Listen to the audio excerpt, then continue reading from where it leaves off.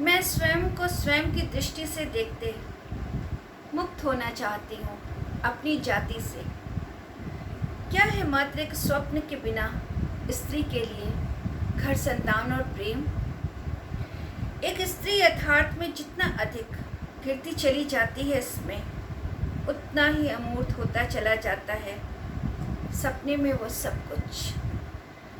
अपनी कल्पना में हर रोज़ एक ही समय में स्वयं को हर बेचैन स्त्री तलाशती है, घर, प्रेम और जाति से अलग अपनी ऐसी ज़मीन जो उसकी अपनी हो, एक उन्मुक्त आकाश जो शब्द से परे हो, एक हाथ जो हाथ नहीं उसके होने का आभास हो।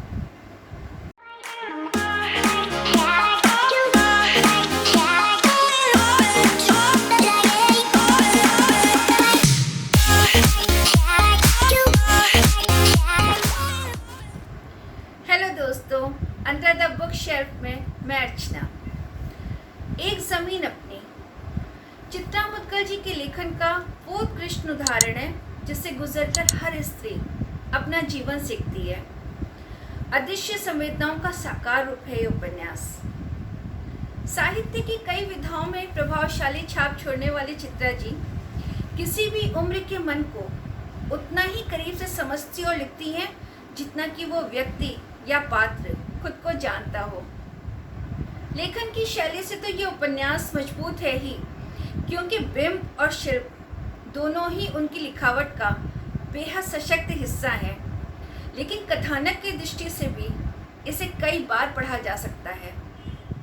पहली नज़र में कहानी का आधार विज्ञापन की वो दुनिया है जहाँ समाज के दोहरे तेरे कई सारे चेहरे उभर कर सामने आते हैं अपनी अपनी कटु सच्चाइयों के साथ। वैसे भी इस चकाचौंध भरी दुनिया ने हमेशा स्त्रियों को ही सबसे ज़्यादा प्रभावित किया है।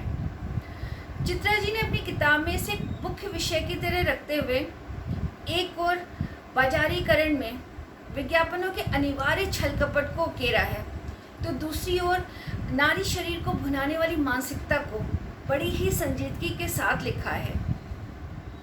लेकिन व्यक्तिगत तौर पर जिस कहानी को मैं सबसे ज़्यादा प्रभावित देख पाई हूँ वो दो दोस्तों की है, नीता और अंकिता। दोनों ही विज्ञापन जगत से जुड़कर काम करती हैं, लेकिन दोनों की सोच एक दूसरे के बिल्कुल विपरीत। पर जीवन की विषमताएं लगभग दोनों समान रूप से ही झेलती हैं। अंकिता ने प्रेम विवाह तो किया, लेकिन उस विवाह के बुरे अनुभव और उसके दंश से निकलने के लिए उसे मानसिक रूप से काफ़ी जद्दोजहद करनी पड़ी। एक समय इस विवाह के खिलाफ रहने वाला उसका परिवार, उसका मायका अब उसकी ढाल बनकर खड़ा था। अपनी अस्थायी नौकरी में असुरक्षा का भाव होने के बावजूद भी अपने उसूलों और ईमानदारी से कोई भी समझौता करना उसके स्वभाव में नहीं था। लेकिन दुनियादारी को समझते हुए भी, प्यार को जीवन का अभिन्न हिस्सा मानने के बावजूद भी अंकिता मन के अकेलेपन से निरंतर जूझती ही रहती है। ठीक इसके विपरीत नीता जिंदगी को एकदम प्रोफेशनल तरीके से जीने में भरोसा रखती थी। अपनी सफलता को पाने के लिए वो समझौते के किसी भी हद से परहेज नहीं करती थी। उसे अच्छी तरह से ये बात मालूम थी कि आज के समाज में स्त्री की कार्यकुशलता हमेशा दूसरे नंबर पर ही आंकी जाती है। अपने अपने दायरों में नीता और अंकिता का संघर्ष उन्हें कई तरह के उतार चढ़ावों का सामना कराता है।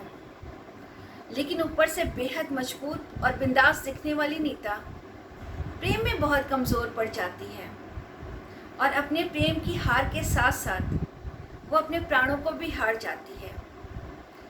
पर मौत के मुंह में जाने से पहले वो अंकिता को कुछ ऐसा सौंप जाती है जिससे अंकिता के जीवन का नज़रिया और दिशा दोनों ही बदल जाते हैं। मन को छू लेने वाले इस उपन्यास में पुरुष पात्र इसका आवश्यक हिस्सा हैं, विशेषकर हरेंद्र और मेहता। अपने निजी जीवन में तमाम तकलीफ़ों से जूझने वाला मेहता अंकिता के लिए हमेशा उसके सुख दुख में एक सच्चे साथी की तरह खड़ा रहता है और हरेंद्र शादीशुदा होने और अंकिता के पति सुधांशु के दोस्त होने के बावजूद जिस ईमानदारी और समझदारी से इस मित्रता को निभाता है, कहानी के इस हिस्से ने मुझे भी बहुत प्रभावित किया। एडवर्टाइजिंग दुनिया के मिस्टर भोजराज, मैथ्यू, मकान मालिक पर सभी एक सबक की तरह इस कहानी में है। दोनों दोस्तों की स्नेहिल माताएं, इन सभी पात्रों की अपनी अपनी विशिष्ट भूमिकाएं बड़े ही सार्थक और सधे तरीके से कहानी के खांचों में फिट हो जाती हैं। बिना किसी बिखराव के समाज और अंतस को छूते सवालों का सहज हल है ये उपन्यास। वैसे भी एक स्त्री अपने जीवन में कितनी भी लड़ाइयाँ अकेले बहादुरी से लड़ ले या कितनी भी ऊंचाइयों को क्यों न छू ले, उसके मन की ज़मीन हमेशा प्रेम से ही मजबूत होती है। इसलिए ये एक ज़मीन अपनी आपके कलेक्शन में ज़रूर होनी चाहिए। अपना बहुत ख्याल रखिएगा दोस्तों। जल्दी फिर मिलते हैं किसी नई किताब और बातों के साथ। Good bye.